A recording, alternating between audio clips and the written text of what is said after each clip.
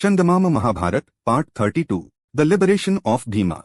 After the Pandavas had spent 1 year in exile in the forest, Arjuna went to the realm of Indra. It took him 5 years to return from there.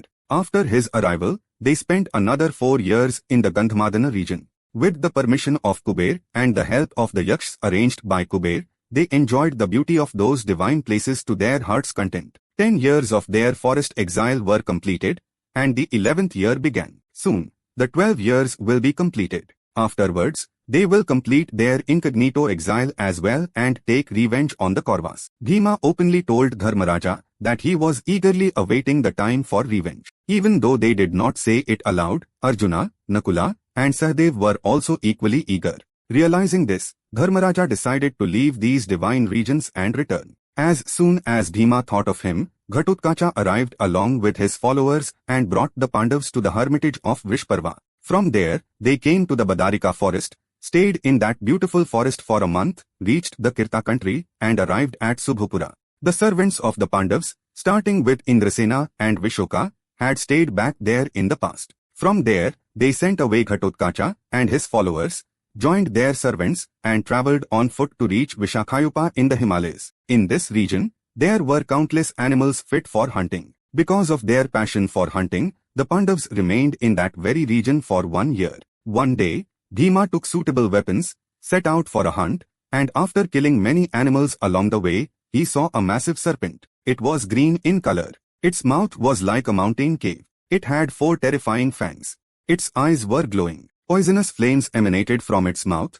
scorching the surrounding trees. Bhima arrogantly confronted such an apocalyptic serpent. Immediately, it forcefully coiled around Bhima's body. Despite having the strength of 1,000 elephants, Bhima was dumbfounded as he could not escape from its grip no matter how hard he tried. Meanwhile, seeing that Bhima had not returned for a long time, Dharmaraja found out the direction he had taken, asked Arjuna, Nakula, and Sahadev to stay behind as protection for Draupadi, and set out along the forest path accompanied by Dhaumya. Along the entire path, animals killed by Bhima lay in heaps, making it unnecessary to search for the trail.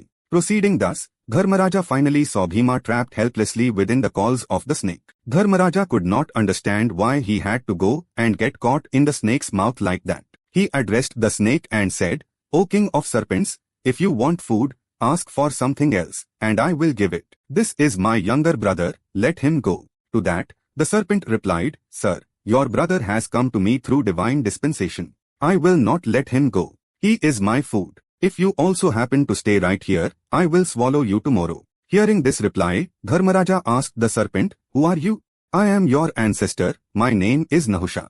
I am the 7th generation descendant of the moon. While alive, I performed endless meritorious deeds, undertook immense penance, and attained the position of Indra. Upon attaining the position of Indra, arrogance went to my head and I insulted the Brahmins. A sage named Agastya became furious with me and cursed me to become a snake. However, by the grace of that very sage, I retained my memory of the past and acquired boundless strength. He also granted a boon that whoever gives the correct answers to my questions will bring about my liberation from the curse," said the serpent. "If so, I will give answers to the best of my ability." "Ask your questions," said Dharmaraja. "What kind of person is a Brahman? What is that which is worthy to be known by him?" asked the serpent. "I shall give the answer that occurs to me. He in whom truth, charity, patience, penance, kindness, and compassion reside is a Brahman. That which is worthy to be known by him is the supreme Brahman, which is devoid of sorrow and devoid of joy," said Dharmaraja. "O king, if all the qualities you mentioned are present in a Shudra, can he be called a Brahman? You mentioned the supreme Brahman which is beyond joy and sorrow, but is there anything in this world that is beyond joy and sorrow?" The serpent asked again, "If qualities such as Sattva and related virtues are present in a Shudra, he is not a Shudra. One who lacks them is not a Brahman either. Conduct alone is supreme. Just as there is nothing else between cold and heat, there is also nothing in this world that is different from joy and sorrow. I believe that only the supreme Brahman is beyond such dualities," said Dharmaraja. "You said that conduct is the most supreme, but if anyone can become a Brahman purely by conduct, then the establishment of the caste and stage of life system is in vain, is it not?" asked the serpent. To that, Dharmaraja replied, "Speaking, being born, dying, and having children are common to all human beings. However, in the past, due to the accidental mixing of castes, the division of castes became necessary. Nevertheless, for those who know the Vedas, conduct alone is paramount. One born to a Brahman woman is equal to a Shudra until he receives the Vedic sacraments. Afterwards, he cultivates qualities such as Sattva and related virtues and becomes a Brahman. Swayambhuva Manu said in ancient times that a Shudra possessing such qualities is a true Shudra. Then the serpent said, I am pleased with your answers. I shall not devour your brother. Saying so, he was freed from the curse and regained his former form as Nahusha. Meanwhile, a flying chariot arrived from heaven, and Nahusha boarded it and departed for heaven. Afterwards, Dharmaraja took Bhima along with him, returned to their hermitage with Ghaumya and told the others what had happened. What is this misadventure of Bhima? How wise is Dharmaraja? Everyone marveled. The Pandavas stayed in the Dvaita forest until the rainy season passed, and taking along the Brahmans and the retinue accompanying them, they set out and reached the Kamyaka forest. The sages there received them with great hospitality. In the meantime, Krishna arrived with Satyabhama at the place where they were to see the Pandavas. While all the Pandavas were listening, he said to Dharmaraja, O king, even though you have lived in the forests for so long, you did not adopt the laws of the wild but upheld the laws of the king. The name Dharmaraja has become truly meaningful for you. As soon as your stipulated period is over, we will all come along to send your enemies to Yam. It is certain that you will rule the kingdom in glory. Then, to Draupadi, he said, Panchali, the time has run out for Duryodhan and the others. Subhadra is looking after your children very well. Pradyumna is teaching them archery. Dharmaraja bowed to Krishna and said, You are our only refuge. The forest exile has almost come to an end. By your grace, once we also complete our incognito exile, you yourself must instruct us regarding what we should do thereafter. While Krishna was still with the Pandavas, Markandeya arrived there. His age was extremely long, but he appeared like a 20-year-old man, shining with great spiritual radiance. Markandeya narrated many stories and the righteous duties to be followed to those gathered there. While this congregation was going on outside the hermitage, Satyabhama and Draupadi sat in private inside the hermitage and conversed. At that time, Satyabhama asked Draupadi, Your husbands are in no way inferior to the guardians of the directions, yet how is it that all 5 of such men are so devoted to you and treat you with so much affection, never causing you any displeasure?